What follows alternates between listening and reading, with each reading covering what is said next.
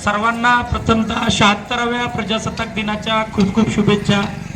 आणि आपला सरपंच आणि प्रशासकीय प्रमुख या नात्याने मी दिलगिरी व्यक्त यासाठी करतो की आजचा जो उपक्रम आहे किंवा आजचे जे ध्वजारोहणाशी संदर्भात जे कार्यक्रम आहेत ते शासनाच्या नुकत्याच प्रसिद्ध झालेल्या शासन निर्णयाच्या अनुषंगाने होत आहेत आणि त्यामुळे आपल्याला प्रचंड घाई गडबड करावी लागली, कारण शासनाने सकाळी 8:30 ते 10 या दरम्यानच्या काळात कुठेही ध्वजारोहण होता कामा नये, ते फक्त राजभवनात आणि राजपथ वरती दिल्लीत या दोनच ठिकाणी करण्यासाठी, इतर ठिकाणी कुठे होता कामा नये असे आदेश, स्पष्ट आदेश असल्यामुळे आपल्याला 8:30च्या अगोदर सर्व संस्थांचे, शासकीय संस्थांचे तसेच आपल्या शाळांचे, ग्रामपंचायतींचे आणि इतर ठिकाणांचे करण्यासाठी आपल्याला सांगण्यात आदेशित करण्यात आलं होतं। त्यामुळे आपल्याला फार गडबड झाली, तरी सुद्धा मी आजच्या दिवसाच्या अनुषंगाने मी एक आभार व्यक्त करतो यासाठी शिक्षकांचे आणि विद्यार्थ्यांचे की संविधानाच्या ज्या काही गोष्टी आहेत, जी मूल्य आहेत, जे मूलभूत हक्क आहेत, अधिकार आहेत, कर्तव्य आहेत, मार्गदर्शक तत्व आहेत, ती तुमच्या भाषणातून वारंवार आता पुढे येताना दिसायला लागलेत।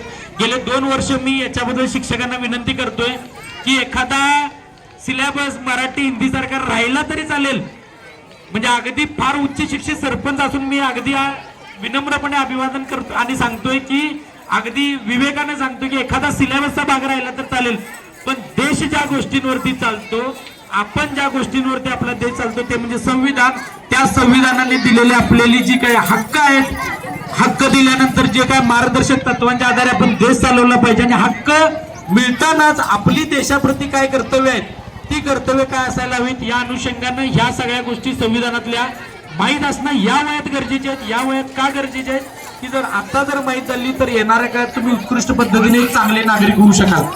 तर मी मंचावर उपस्थित सर्व आमचे उपसरपंच, ग्रामपंचायत अधिकारी, सर्व सन्मान्य सदस्य, इथं जमलेले सर्व शाळांचे मुख्याध्यापक, शिक्षक वृंद, अंगणवाडी सेविका, मदतनीस, गावातल्या विविध संस्थांचे पदाधिकारी, गावातले विविध नागरिक, आमचे मार्गदर्शक आणि मित्रमंडळांनी, समोर जमलेले सर्व विद्यार्थी मित्रमैत्रिणी, तर सरपंच या नात्याने मी दर 6 महिन्यांना एक 5 ते 10 मिनिटं आम्ही घेत असतो यासाठी की ग्रामसभांना फार मोठी गर्दी होत नाही। तर ग्रामपंचायत तुम्ही जे निवडून दिलेले पदाधिकारी आहेत गेल्या 6 महिन्यात काय काम केलेलं आहे तुमच्यासाठी हे तुम्हाला जाणून घेणं फार महत्त्वाचं असतं, त्या अनुषंगाने मी तुम्ही उभा असतो। तर याच्या बाबतीत मी जर थोडे मोजक्या शब्दात सांगतो, कारण आता बराचसा उशीर झालाय।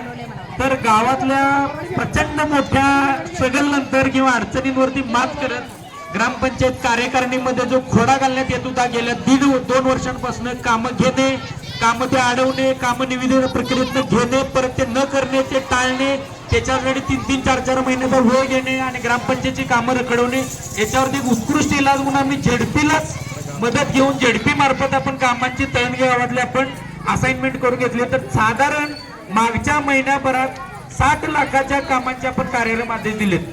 तर जी रखडलेली जी कामं होती गेले 2 वर्ष ती कामं आता सुरू होत आहे। त्यात मातंग वसाहतीतलं अर्ध काम झालेलं आहे। तुम्ही आता शिंगाऱ्यांच्या म्हणजे धनगर गल्लीत, जुन्या धनगर गल्लीत जर बघितलं असेल तर अंडरग्राऊंड गटरचं आपण सुरू केलेलं आहे कामकाज। तर कामं सुरू झालेले आहे 60 लाखाची, साधारण अजून एक 40 ते 50 लाखाचे कार्यक्रम आदेश अद्याप मक्तेदारांनी स्वीकारलेले नाहीत। तर तेही जर नाही झाले तर रिटेंडरिंग करून परत झेडपीला आपण आदेशित करण्यासाठी विनंती करून ती सुद्धा काम आपण मार्गी लावण्याचा आपला प्रयत्न असणार आहे। तर मातंग वसाहतीतलं जे काम आहे ते आता अर्ध झाले, अर्ध बाकी आहे। ते काम झाल्यानंतर तिथला जो पुराचा जो प्रश्न होता तो कायमचा मिटणार आहे आणि मातंग वसाहतीत तो जे अण्णाभाऊ वसाहत जी आपली आहे, आपण नामकरण सुद्धा बरीचशी बदललेले आहे, तर तिथला जो पुराचा प्रश्न आहे तो आता कायमस्वरूपी सुटणार आहे। या व्यतिरिक्त मी विकासात्मक कामांच्या दृष्टिकोनातून सांगेल तर गंगानमळ्याकडचा रस्ता सुद्धा आपला या मागच्या 6 महिन्यात आपण करून घेतला, वनीकरणाजवळचा, तो वेगवेगळ्या निधीतून मिळालेला आहे, पण गावातच आलेलं एक विकास काम आहे। या व्यतिरिक्त ग्राम सचिवालयासाठी आपल्याला आणि तलाठी कार्यालयासाठी मान्यता मिळालेली आहे, त्याचा वर्क ऑर्डर आता झेडपी लवकरच देणार आहे। तर त्या बिल्डिंगसाठी आपल्याला एक 25 लाख आणि 15 लाख असे 40 लाख उपलब्ध झालेले आहेत, परंतु आपण ग्रामपंचायतच्या कर्ज निधीतून एक 50 लाख, CSR मधून 30 लाख आणि आपला ग्राम निधी 30 लाख, आता ते 1.25 ते 1.5 कोटीचं ग्राम सचिवालय आपण बांधणार आहोत। तर येणाऱ्या 6 महिन्यात जगन्नाथाच्या कृपेने लवकरच त्या कामाचाही नारळ फुटेल। तर दिवाबत्तीबाबत जर सांगायचं झालं तर गावात बहुतांश ठिकाणी आता आपले दिवाबत्ती आपण जोडणी केलेली आहे। तर आपण दिवाबत्तीचा वारंवार प्रॉब्लेम यायचा, तर आपण काय केलंय की आपल्याकडे विद्युत सेवक म्हणून अरविंद सुतार यांची मधल्या काळात आपण नियुक्ती पण केलेली आहे. त्यामुळे कुठल्याही बाहेरच्या एजन्सीची आपल्याला गरज पडणार नाही. जेव्हा जेव्हा दिवे जातील त्यावेळेला आपला सेवक जो रेग्युलर आपल्या वेतनावरती आपण नियुक्त केलाय तर तो येऊन आपले दिवे बदलेल, आपल्या मोटरी दुरुस्त करेल. तर त्यामुळे विलंबाचा प्रश्न मिटणार आहे. तर हुपरी ते गाव कमान म्हणजे गजरेमाळा ते गाव कमान पर्यंतची आपली जी लाईटची जी सोय आहे दिवाबत्तीची ती आपण ग्रामनिधीतनं करण्याचा पण योजलंय. कारण शासकीय कामाला त्या फार मोठा वेळ लागणार आहे आणि कमी खर्चात मोजक्या पैशात ते काम होणार आहे. आपण एक वेगवेगळ्या आपल्या डिपार्टमेंटच्या पण विभागांची परमिशन घेतलेली आहे. तर त्यातनं कमी खर्चात तेही काम आता लवकरच सुरू होईल. तर MIDC मध्ये आता नुकतीच बातमी आली होती. आपल्या काही सन्माननीय नागरिकांनी त्याच्याबद्दल आवाज उठवला. तर आता 4 दिवसाखालीच आपल्याला सकाळला एक दैनिक सकाळ एक बातमी पब्लिश झाली होती. तर ती दिव्यांबाबतची. तर तळंदगेला जोडणारे जे दिवे आहेत ते HSPV म्हणजे पिवळे दिवे तुम्ही बघितलं असेल MIDCचे. तर ते बदलून LED दिवे देण्याबाबत आपण त्यांना विनंती केली. तर ते सुद्धा काम सुरू होईल. दोन्ही अंगणवाड्यांचं निर्लेखन झालंय. तर निर्लेखनाचे आता अंदाजपत्रक मागणी केलेली आहे. तर अंगणवाड्या या जुन्या ज्या आहेत पंचायत शेजारची जी अंगणवाडी आहे ती पाडून तिथं 2 अंगणवाड्या नवीन बांधण्यात येणार आहेत. त्याच्याबद्दल निर्लेखनाचं अंदाजपत्रक आता नुकतंच आपण विनंती पत्रक दिले ते पण येईल. गाव कमान आपण आता काही दिवसापूर्वी गाव कमानचं आपण अक्षरलेखन तुम्ही बघितलं असेल. बहुतांश लोकांना ते गाव काम सुद्धा आवडलं. तर गाव कमान शेजारी धोबी कट्टा आणि शौचालय ही सुद्धा निर्लगित प्रस्तावित आहेत. तर तिथे आपला वेगळा प्रोजेक्ट असणार आहे तो कार्यकारिणीच्या सहमतीने आपण करणार आहोत. आणि गटर कामाबद्दल नेहमीच नागरिकांची तक्रार असते. अद्याप गटर काम म्हणजे अगदी विनम्रपणे सांगू इच्छितो, अगदी तुमची माफी मागून की गटरी आणि पाण्याचं आपलं नियोजन अद्याप जसं म्हणावं तसं लागलेलं नाही हे मी स्वतः मान्य करतो. मग त्यातल्या अनुषंगाने आपण गटर कामावरती 2 कर्मचारी नवीन नियुक्त केलेले आहेत. तर त्यांच्या पद्धतीने ते आता काम करतील. तर गटरी सुद्धा येणाऱ्या काळात स्वच्छ होतील.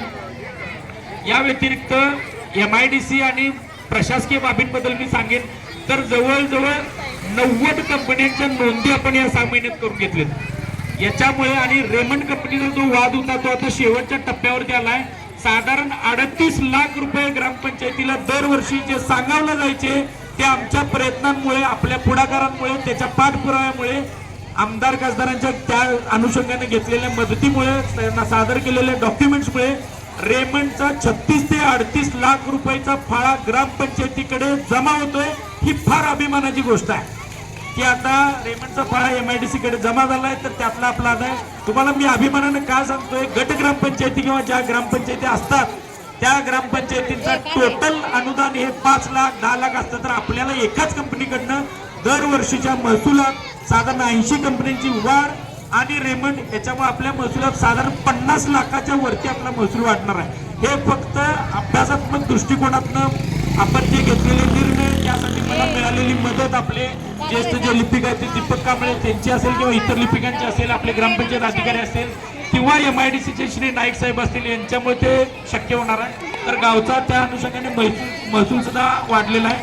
तुम्ही बघताय तर कालच आपण आपल्या प्रांगणात वृक्ष आणलेले आहेत. तर ते कायमस्वरूपी ठेवले जाणार आहेत. आणि अजून एक अभिमानाची गोष्ट अशी सांगेन की ग्रामपंचायत तळंगेने स्वतःचा लोगो तयार केला. जिल्ह्यात स्वतःचा लोगो असणारी अंबप ग्रामपंचायत नंतर ग्रामपंचायत तळंगे ही दुसरी ग्रामपंचायत आहे.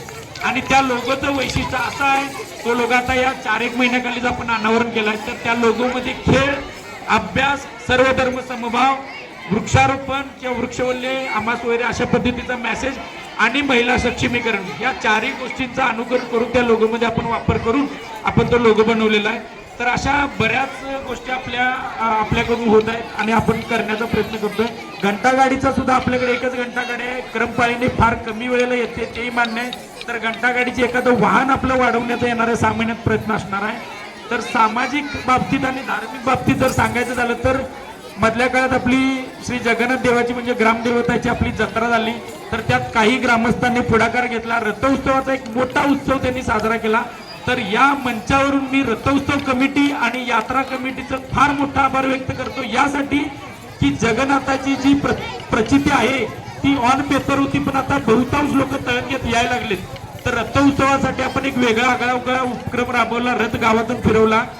तर त्याबद्दल मी रथोत्सव कमिटीचे खूप आभार व्यक्त करतो. आणि बेगर संघातील पाण्याचा प्रश्न प्रलंबित आहे. दोन्ही कामांच्या प्रशासकीय मान्यता प्राप्त झालेल्या आहेत. तर येणाऱ्या माझ्या 15 ऑगस्टच्या भाषणापूर्वी माझा शब्द मी तुम्हाला देतो. त्यानंतर जर 15 ऑगस्ट अगोदर बेगर संघात जर पाणी दिलं गेलं नाही तर मी तर भाषणाला सुद्धा उभारणार नाही. हे माझा शब्द आहे तुम्हाला. तर बेगर संघात खर्चाच्या पाण्याचा जो आपण जी मोटर जोडलेली आहे, फक्त पाईपलाईन टाकणं, जिथं पाणी नाही त्या भागात आता एवढं पाणी जाणार की गावात कुठल्याही भागात नाही एवढं पाणी तिथं आपण देऊ शकणार आहे. तर विविध चौकांचे सुशोभीकरण CSR मधून आपण माध्यमातून करून घेत आहोत. त्यानंतर जगन्नाथ मंदिराजवळचं आपण कंपन्यांना विनंती केल्यानंतर कुणी आपल्याला युनिकेम इंडस्ट्रीज जी लॅबोरेटरी आहे त्यांनी आपल्याला एक लॉन तयार करून दिला. मायक्रोटेक्स आणि इतर गाडगे पडलेल्या कंपन्यांनी आपल्याला दिवाबत्तीची जगन्नाथ मंदिरातली सोय केली. मोरिया ही जी कंपनी आहे या कंपनीने आपल्याला बाकडे दिली. तर त्या सर्व कंपन्यांचे सुद्धा मी आभार व्यक्त करतो. तर तुम्हा सर्व ग्रामस्थांची असाच सपोर्ट, असाच आशीर्वाद आणि जगन्नाथची कृपा आमच्या कार्यकारिणी आणि आम्हा सर्वांवरती राहू. गाव आपले जे स्वप्नातल्या ज्या गोष्टी आपण गावासाठी आपण बनवण्याचा प्रयत्न करतो त्या सगळ्या मार्गी लागावेत या आशेसह तुम्हा सर्वांना पुन्हा एकदा मी 76व्या प्रजासत्ताक दिनाच्या खूप खूप शुभेच्छा व्यक्त करतो. आणि अशाच प्रकारे विद्यार्थ्यांमध्ये सामाजिक बांधिलकी असणाऱ्या शिक्षणाचा उभार व्हावी यासाठी शिक्षकांना विनंती करतो आणि पुन्हा एकदा थांबतो. जय हिंद, जय महाराष्ट्र. धन्यवाद सरपंच साहेब. लोकनियुक्त सरपंच श्री संगमजी पोळ साहेब यांनी आपल्या मनोगतातून ग्रामपंचायत कार्याचा आढावा घेतला, पुढील कार्याची रूपरेषा दिली.